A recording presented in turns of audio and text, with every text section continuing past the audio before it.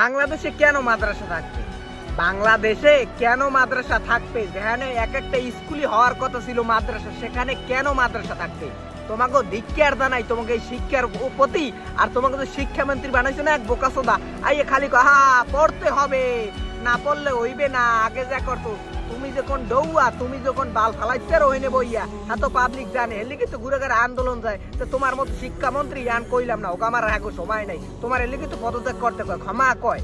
বাংলাদেশ শিক্ষা ব্যবস্থা এমন কিছু শিখাই নয় যে রবীন্দ্রনাথের নানি কত সালে জন্মগ্রহণ করছে, রবীন্দ্রনাথ আগদে বইয়া বা কোন কবি আগদে বইয়া কোন লাইনে কি প্রকাশ করছে, কোন লাইনে কবি ভাবতে যাইয়া যে অমুক তমুক মাখাই লিছে, মানে এইসব আমাকে শিক্ষা নেই। আর এইসব আমাকে মনে কর পরীক্ষার হলে যাই লেহা লাগে।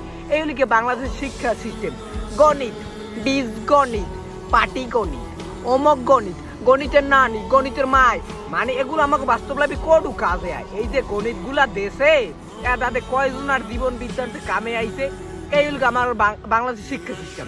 আর কইছি না যে কেন বাংলাদেশে মাদ্রাসা থাকবে, এইটা সংক্ষেপে বুঝে। বাংলাদেশ হইলে একটা মুসলিম কান্ট্রি, দেন আমি চাই দেন মালয়েশিয়ার মতো জায়গায়, সৌদি আরব আরো আছে, কাতার, ওরকম অনেক রাষ্ট্রে আছে।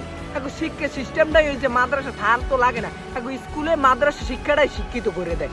বাংলাদেশে কেন মুসলিম কান্ট্রি সত্ত্বেও আলাদাভাবে কি লিগে মাদ্রাসা থাকবে? এত হাজার হাজার মাদ্রাসা কেন? স্কুল লাগে কিসের জন্য? স্কুলটা কিসের জন্য লাগে? মাদ্রাসা আলাদা সাবজেক্ট গুলো কেন আলাদাভাবে পড়ান লাগে? মাদ্রাসা করলে ওগুলো স্কুলের ভিতরে ঢুকাইতে পারে না কেন? তাহলে তো আর তাদের এরম দালালিটা চলে না, এরম রাজাকারিটা তো আর চলে না। আম্মের ছেলে রে মেদা রে, আমার পোলার বেটা মেদার মেদা বানাইছি ডাক্তার, পোলায় আমার মাসে কামে কোটি টাকার উপরে। টাকা পাই কই?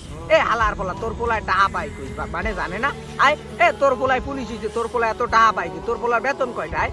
হ্যাঁ মানে জানে না। এ রাজাকারের বাচ্চা, হ্যাঁ মানে জানে না। এত টাকা পাই কই? 5 তলা বিল্ডিং উঠে কি দেয়? হ্যাঁ মানে জানে না।